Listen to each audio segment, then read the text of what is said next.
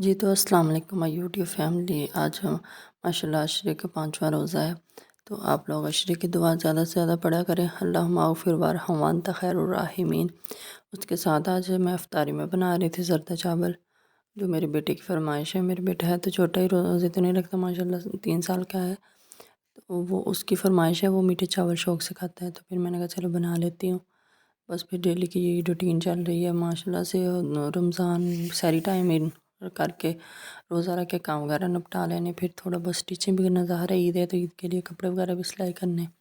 تو میں اسٹیچنگ وغیرہ بھی کرتی ہوں۔ تو اس کے ساتھ ساتھ پھر میں زردہ چاول بنا رہی تھی، پانی میں زردہ کلر ڈال کے ابلنے کے لیے رکھ دیا، پانی چاولوں سے پانی نکال کے اس کے اندر ڈال دیے۔ زیادہ میں اس میں ڈرائی فروٹ وغیرہ نہیں ڈالتی، کیونکہ بچے پھر کھاتے نہیں ہیں شوق سے، وہ نکال نکال کے باہر پھینکتے رہتے ہیں، تو میں بناتی سمپل ہوں، لیکن پھر میرے بیٹا شوق سے کھاتا ہے، اوپر دہی ڈال کے نا بڑے شوق سے کھاتا ہے پھر وہ۔ تو آپ لوگ بھی آئی ہوپ بہت بناتے ہوں گے، اچھے بناتے ہوں گے مجھ سے، تو میں اپنی یہ بس نارمل سی روٹین شیئر کر رہی ہوں۔ زیادہ ہیلدی کچھ بھی نہیں بناتی میں، مطلب زیادہ فاسٹ فوڈ یا کچھ چیزیں، بس بچے جو فرمائش کرتے ہیں، کیونکہ روزہ کھولنے کے بعد نا ہیلدی کھانا چاہیے، فاسٹ فوڈ وغیرہ تو میدے وغیرہ میں پرابلم کرتے ہیں، تو اسی لیے پھر ہمیں نا اوائڈ کرنا چاہیے۔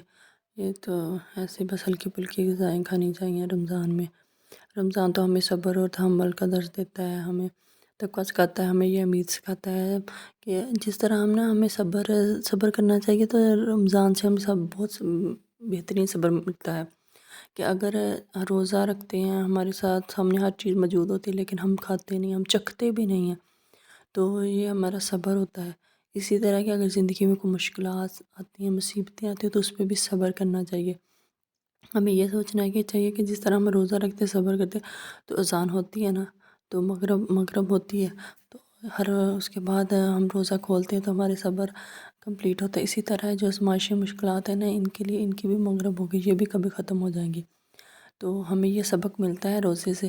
تو اس لیے ہمیں نا سوچنا چاہیے کہ اللہ تعالیٰ نے نا ہر آزمائش کا ایک ٹائم رکھا ہے، آزمائش جو ختم ہو جانی ہے، بس اسی کے ساتھ نا ہمیں اپنا زندگی میں آگے بڑھنا چاہیے، اپنی مشکلات کو نا انجوائے کرنا چاہیے۔ مطلب یہ ہے کہ ہمیں اپنی مشکلات میں صبر اور اللہ کی رسی کو مضبوطی سے تھام لینا چاہیے، ہمیں اللہ تعالیٰ کی عبادت کرنی چاہیے، 5 وقت کی نماز پڑھنی، قرآن پاک پڑھنا۔ رمضان میں ہماری کس طرح روٹین ہو جاتی ہے، تو ہم سحری میں اٹھتے ہیں، اگر ہم ہو سکے تو تہجد پڑھیں، نوافل پڑھیں، پھر سحری بنائیں، پھر اس کے بعد نماز پڑھنی، قرآن پڑھ لیں، پھر روٹین، پھر نمازیں 5 ٹائم کی، اور اس کے بعد ہم لیزی ہو جاتے ہیں، ہم پتہ نہیں کیوں کبھی پڑھ لیا قرآن کبھی نہ پڑھا۔ تو ہمیں سوچنا چاہیے، ہمیں اللہ تعالیٰ کی نا عبادت جس طرح ہو سکے نا کرنی چاہیے۔ تو 5 وقت نماز، قرآن، تسبیح، یہ تو لازمی ہے، اگر ہم اس کا اپنی زندگی کا حصہ لازمی، یہ تو ہے ہی ہے، یہ ہم پہ فرض ہے، لیکن ہم نا پھر چھوڑ دیتے ہیں، ہم بہت غافل انسان ہیں، تو ہمیں نا اپنی اللہ کی رسی کو مضبوطی سے تھامنا چاہیے، تو پھر ہی ہم زندگی میں کامیاب ہو گئے۔ جس مرضی سفر پہ نکلیں، چاہے آن لائن فیلڈ میں نکلیں، چاہے آپ جو مرضی کام کریں۔ تو اسی کے ساتھ نا میں آپ لوگوں کے ساتھ یہ شیئر کر رہی ہوں کہ اس کے ساتھ میں نے پکوڑے بنائے تھے سمپل سے، تو زیادہ میں بیسن وغیرہ نہیں ڈالتی، تھوڑا سا بیسن اور میدا ڈالا تھا، 1 انڈا ڈالا تھا، اور جو میتھی اور مسالہ، زیرہ، دھنیا پاؤڈر یہ ڈالا تھا، تو میں نے نا نارمل سا ان کو مکس کر کے پکوڑے بنائے تھے، بہت ٹیسٹی بنے تھے، آپ لوگ بھی ٹرائی کرنا۔ اس کے ساتھ میں جوس بناتی ہوں، اس میں ایک اورنج ڈالتی ہوں، تھوڑا پودینہ اور تھوڑا سا ٹینگ ڈال کے نا، تو اس میں پانی ڈال کے تھوڑی چینی اور نمک ڈال کے نا وہ بنا لیتی ہوں، وہ اچھا لگتا ہے۔